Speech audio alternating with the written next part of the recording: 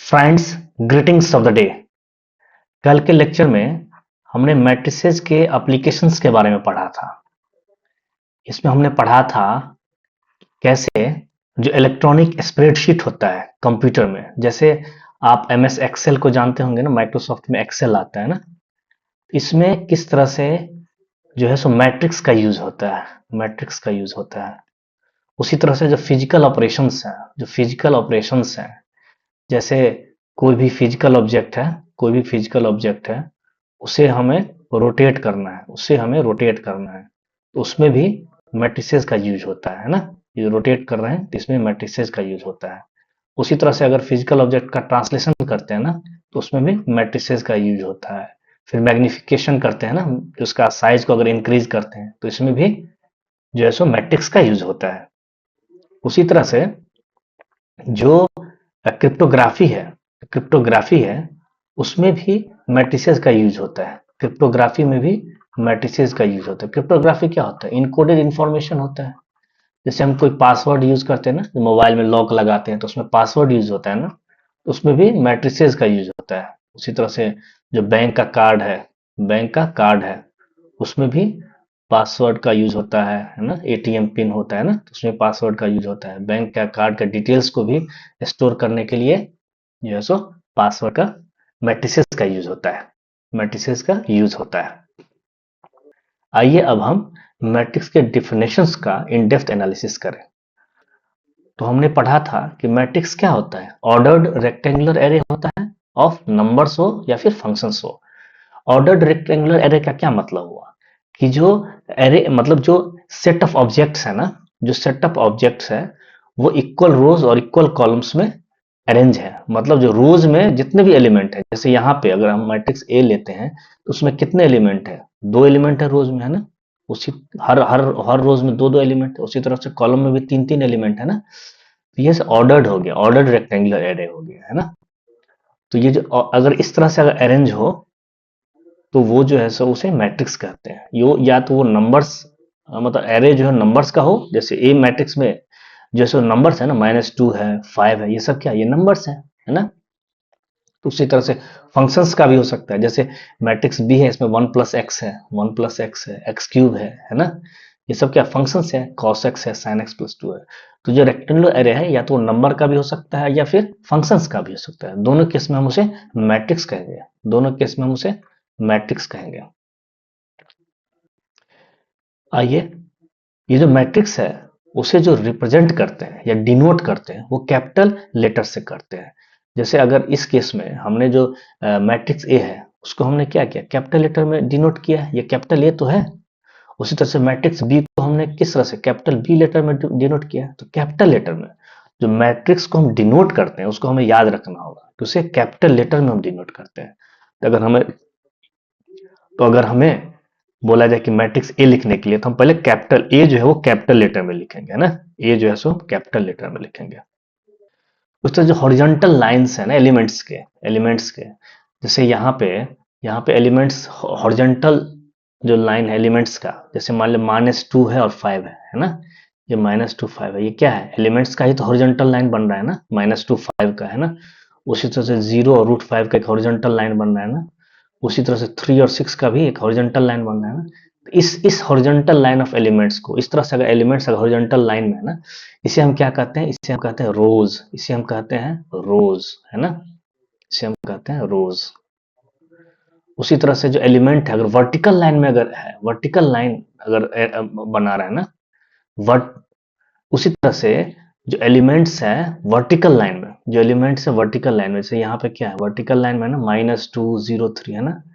उसी तरह से यहाँ पे जो वर्टिकल लाइन में 5 √5 6 है ना। इस वर्टिकल लाइन ऑफ एलिमेंट्स को क्या कहते हैं? हम इसे हम कहते हैं कॉलम्स। कॉलम्स इसे हम कहते हैं कॉलम्स। तो मैट्रिसेस बी में जो रोज में कौन कौन से एलिमेंट? -2 5 है फर्स्ट रो में, है ना। सेकंड रो में 0 √5 है। थर्ड रो में 3 6 है। उसी तरह से कॉलम में क्या है? -2 0 3 है ना। इस एक फर्स्ट कॉलम में, सेकंड कॉलम में क्या? 5 है, √5 है, 6 है, ये सब एलिमेंट्स है ना। इसलिए जो अगर हमें बोला जाए कि ए जो मैट्रिक्स है उसमें कितने रोज हैं, तो इसमें 3 रोज हो गए, है ना। -2 5 जो है ये एलिमेंट एक रो को कंस्टिट्यूट कर रहा है ना, 0√5 ये एलिमेंट्स जो है सो दूसरे रो को कंस्टिट्यूट कर रहा है, 3 और 6 ये जो है ये एलिमेंट जो है वो तीसरे रो को कंस्टिट्यूट कर रहा है। तो जो मैट्रिक्स ए है उसमें कितने रोज हैं, तो उसमें 3 रोज हो गए, 3 रोज हो गए, है ना। उसी तरह से इसमें कॉलम्स कितने हो, तो वर्टिकल लाइन में जो एलिमेंट्स है उसी को तो वही वही तो कॉलम हो गया।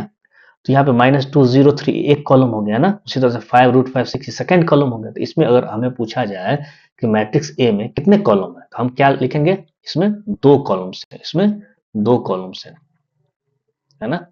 उसी तरह से अगर हमसे पूछा जाए कि मैट्रिक्स बी है ना, मैट्रिक्स बी इसमें कितने रोज हैं, तो इसमें कितने रोज हैं, जो एलिमेंट है हॉरिजॉन्टल लाइन में कितने हैं, एलिमेंट्स जो है वो कितने हैं, 3 है ना। और जो सेकंड रोज जो सेकंड लाइन है हॉरिजॉन्टल लाइन उसमें कितने एलिमेंट है, 3 है। तो इसमें कितने रोज हो गए, तो हॉरिजॉन्टल लाइन कितना बन रहा है, एक यहाँ बन रहा है और एक यहाँ बन रहा है ना, ये 2 रो हो गए। उसी तरह से कॉलम कितना हो गया, कॉलम भी 3 हो गए, एक यहाँ पे बना है ना, एक यहाँ पे बन गया ना, एक ये बना रहा है, एक ये बना रहा है ना, और एक ये बन गया। 1 + x और cos x का एक है। उसी तरह x³ और sin x+2 का एक ये वर्टिकल लाइन बन रहा है एलिमेंट्स का। उसी तरह 3 और tan x एक ये वर्टिकल लाइन बन रहा है एलिमेंट्स का। तो जो मैट्रिक्स बी है, जो मैट्रिक्स बी है उसमें कितने रोज हो गए, उसमें कितने रोज हो गए, उसमें 2 रो हो गए, 2 रोज हो गए, है ना। और इसमें कॉलम्स कितने हो गए, 3 कॉलम्स हो गए। हॉरिजॉन्टल लाइन एलिमेंट्स के जो हॉरिजॉन्टल लाइन कितने बना रहा है, 2 बना रहा है ना। और वर्टिकल लाइन एलिमेंट्स का कितना हो रहा है, 3 हो रहा है ना। तो 3 कॉलम्स हो गए, 3 कॉलम्स हो गए। तो इसे भी हमें समझना चाहिए कि बी में कितने रो हो गए, 2 रो हो गए और 3 कॉलम हो गए। तो एलिमेंट्स का हॉरिजॉन्टल लाइन जो है, एलिमेंट्स जैसे हॉरिजॉन्टल लाइन कितना बना रहा है, 2 बना रहा है मैट्रिक्स बी के केस में, और ए के केस में 3 बना रहा है। तो ये हमने जाना कि कितने रोज और कितने कॉलम्स है मैट्रिक्स का, वो हम किस तरह से लिखते हैं, किस तरह से पता करते हैं, और मैट्रिक्स को डिनोट कैसे करते हैं। अब आइए हम पढ़ें ऑर्डर ऑफ मैट्रिक्स के बारे में।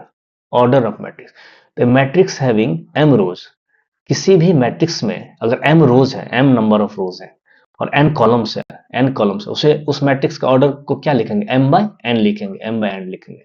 एग्जाम्पल के लिए मान लीजिए ये जो मैट्रिक्स ए है, ये मैट्रिक्स ए, इसमें कितने रोज हैं, इसमें कितने रोज हैं, इसमें जो है सो हमने ये पढ़ा है ना, ये -2 5 एक रोज ये हो गया, एक रोज ये, एक रोज ये, 3 रोज है, 3 रोज है। और कॉलम्स कितने, कॉलम्स कितने हैं, कॉलम्स एक ये हो गया, एक ये हो गया, तो 2 कॉलम्स हो गए, है ना, 2 कॉलम्स हो गए। तो इसलिए इसका ऑर्डर क्या हो जाएगा, मैट्रिक्स ए का ऑर्डर क्या हो जाएगा, ऑर्डर क्या हो जाएगा, ऑर्डर क्या हो जाएगा, 3/2। मतलब पहले रोज लिखते हैं फिर हम कॉलम्स लिखते हैं। तो इस मैट्रिक्स ए का ऑर्डर क्या हो गया, 3/2 हो गया।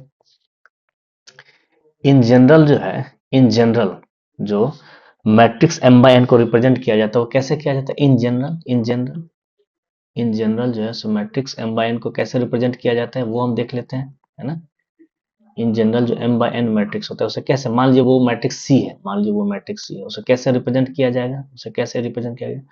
मतलब फर्स्ट रोज में जो पहला एलिमेंट है वो a11 है ना।